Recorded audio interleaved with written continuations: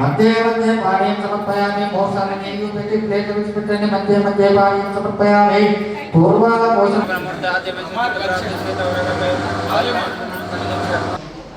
ओम सर्वमंगल मांगल्ये शिवे सर्वार्थे शरण्ये त्र्यंबके गौरी नारायणी नमोस्तुते। ओम एकदंत आत्याय कन्या गुणवरीय में तन्नो दुर्गा प्रचोदयात्। नारायणाय विद्महे वासुदेवाय धीमहि तन्नो ब्रह्म प्रचोदयात्। वीणा ओम आत्याय ओम पुरुषाय विद्महे महादेवाय धीमहि सर्वसमानक्षे नमस्ते। नमस्ते गरुडारूढे दोलासमारोह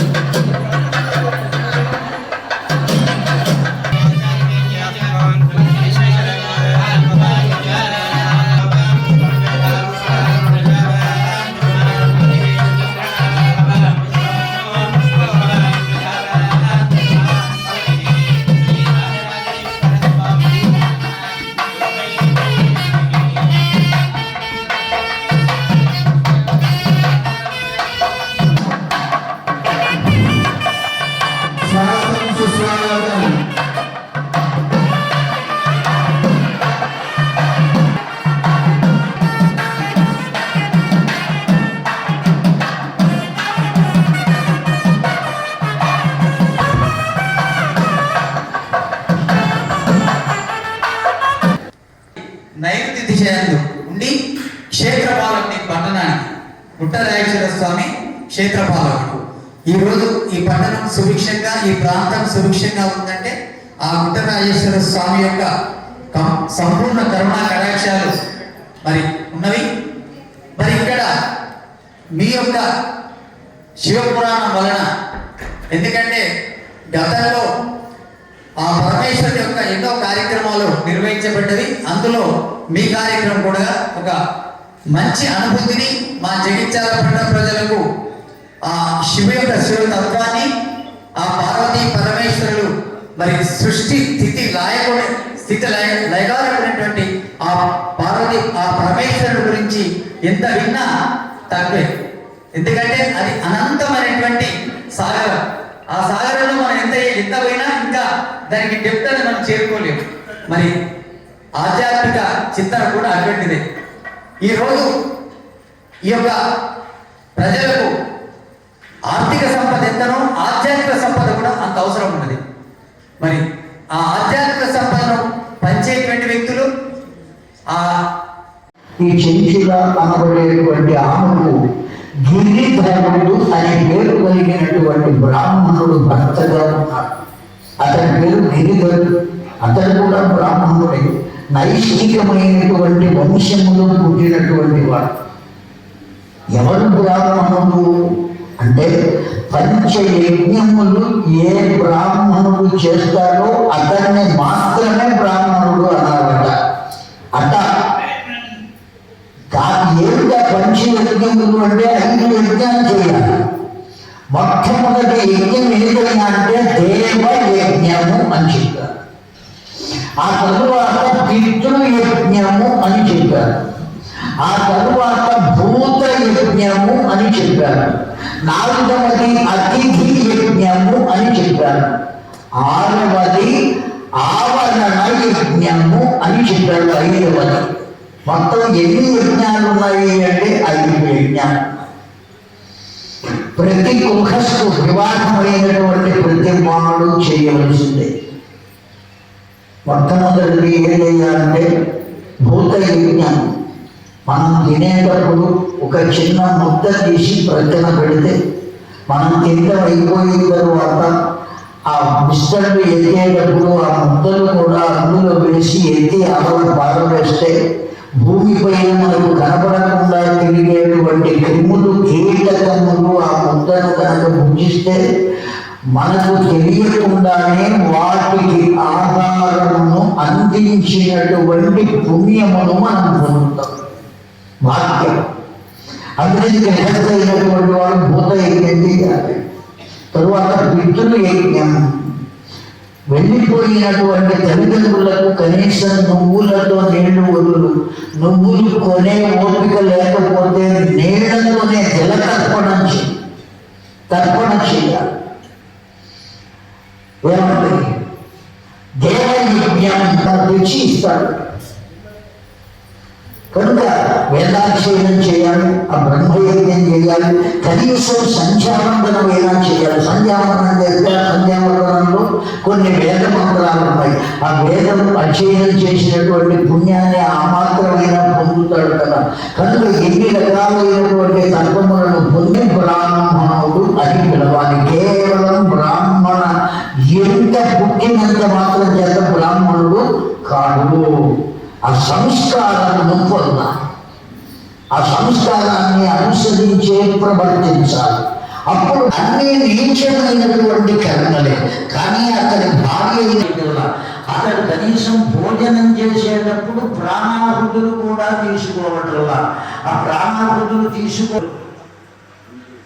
అంతేగాని చుట్టూ నీళ్లు దేనికోసం పోతామండి, దాన్ని పరిశోచనము అంటారు.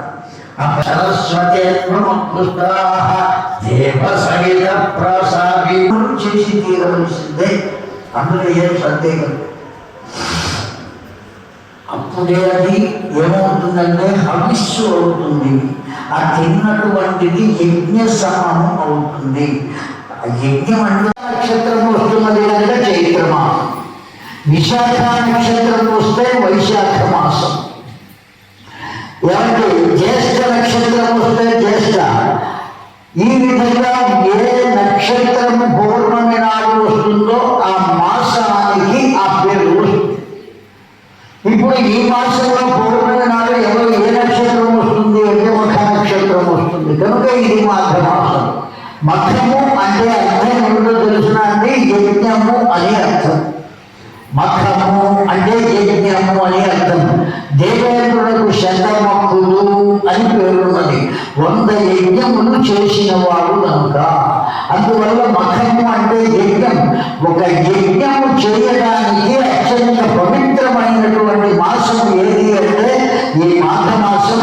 ఈ మాఘ మాసంలో శివ మహాపురాణ జ్ఞాన యజ్ఞం మనమందరం చేసుకోవడానికి వీలైనటువంటి స్థితిని కల్పించినటువంటి బుద్ధ రాజేశ్వరులకు, అర్చక స్వామికి, పాలక వర్గానికి కూడా మరొకసారి నమస్కారం చేస్తూ చరిత్రలోకి వెళ్దామండి. ఆ శివగా భాగ జ్ఞానిదం సిద్ధవచస తథా భాగ్యేన వచస శివయోగం మహిమ్నతే పరాశక్త కృతయుక్తగా దేవ్యాం అంతరత కృతగా. సూత మహానుభవ, నీవు ఈ యజ్ఞాన్ని దర్శించడానికి రావటమే మేము చేసుకున్నటువంటి అదృష్టం.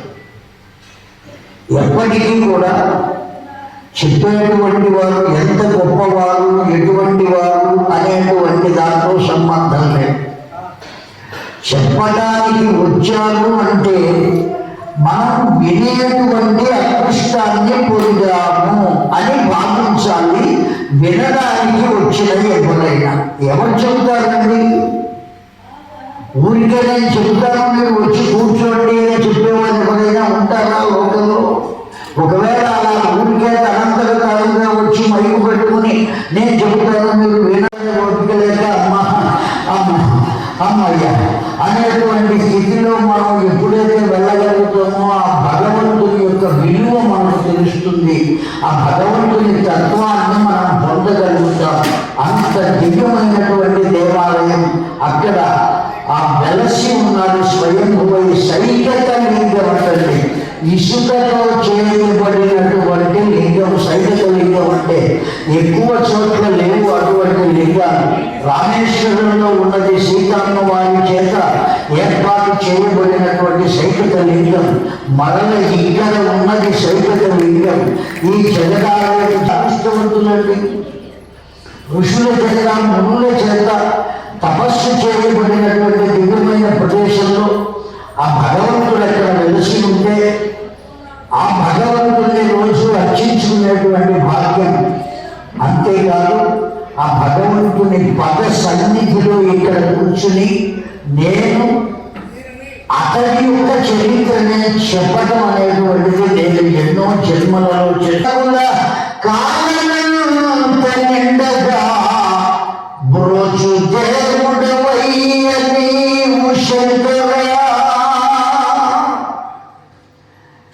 కాశీ ఒక చెంచాడు నీళ్లు పోస్తే చాలు పరమానందపడిపోతాడు. గుడ్డలు మారేడు ఆకులు తీసుకొచ్చి పెడితే చాలు ఆనందపడిపోతాడు. ఎక్కడో పిచ్చి తుప్పల పైన మొలిచిన మొక్కలకు వచ్చిన చిన్న చిన్న తుమ్మి పూలు నెత్తి మీద పెట్టినా ఆనందపడిపోతాడు. నీకు ఏమీ అక్కర్లేదయ్యా, ఇంతదానికే ఆనందపడేటువంటి నీవు మాకు లభించడం మేము చేసుకున్న భాగ్యమయ్యా. నీవు చుక్కాన్ని వల్లే మార్గాన్ని చూపించినటువంటి దేవదేవుడమయ్యా. నీ యొక్క చరిత్రను నేను మననం చేసుకుంటున్నాను అని వ్యాస భగవానుడు ముందుగా కీర్తించాడండి. ఆ పరమేశ్వరుని శివ మహాపురాణము. శివం అంటేనే మంగళము అని అర్థం. 2:25 అయ్యింది. మనం 11:20కి ప్రారంభించాం. దీన్ని ఏమంటారు అంటే అభిజిన్ లగ్నము అని అంటారు జ్యోతిష్ శాస్త్ర పండితులు. ఈ 11:20 దగ్గర నుంచి 12:20 వరకు ఉండేటువంటి ఆ లగ్న సమయాన్ని అభిజిన్ లగ్నము అంటారు. ఈ లగ్నానికి ఏ దోషము ఉండదు అని శాస్త్రం చెప్పినమాట. అందువల్లనే ఈ సమయంలో ప్రారంభించరా అని పరమేశ్వరుడు ఆజ్ఞ ఇస్తే మన ఇష్టం వచ్చినట్టు జరుగుతుందా చెప్పండి? అంత పరమేశ్వరుని దయ, పరమేశ్వరుని ఆజ్ఞ చేతనే జరుగుతోంది. ఎక్కడ జరిగింది ఈ శివ మహాపురాణం? సర్వసాధారణంగా పురాణాలన్నీ కూడా నైమిషారణ్యంలోనే జరిగినాయి అని మనం చెప్పుకుంటాం. ఏకదా నైమిషారణ్యే అని ప్రారంభం చేస్తాం. చెప్పారు. కానీ నైమిషారణ్యంలో కాకుండా ప్రయాగ క్షేత్రంలో చెప్పారండి. దివ్యమైనటువంటి క్షేత్రం ప్రయాగ క్షేత్రం. సృష్టికర్త అయినటువంటి బ్రహ్మదేవుడు ఓ గొప్పదైనటువంటి యజ్ఞము చేసినటువంటి చోటే ఆ ప్రయాగ క్షేత్రం. చాలా గొప్పదైనటువంటి యాగం చేశారు. ఎవరు చేసింది అంటే బ్రహ్మదేవుడే చేశాడు. మొట్టమొదటి వాడు సృష్టికర్త అయినటువంటి చతుర్ముఖుడైన హిరణ్యించడానికి వచ్చాడు శృతుల వారు. ఇక్కడ కూడా కొద్ది కాలం క్రితం 18 మహాపురాణ యజ్ఞం జరిగిందండి. 3 ఆడపిల్లలు కలిసి చేశారు. 18 మందిని వెంట పెట్టుకుని మహాకాళి, మహాలక్ష్మి, మహాసరస్వతి. నేను వెళ్ళిన చోటల్లో వీళ్ళ 3 భగవన్నామం తెలిసినట్టే తలుచుకుంటున్నాను. వాళ్ళు నేను చేసినటువంటి దానికి ప్రయోక్తగా చెబుతున్నాను. నాకు పురాణం చెప్పబుద్ధి పుట్టట్లా, మిమ్మల్ని చూస్తూ కూర్చోవాలి అని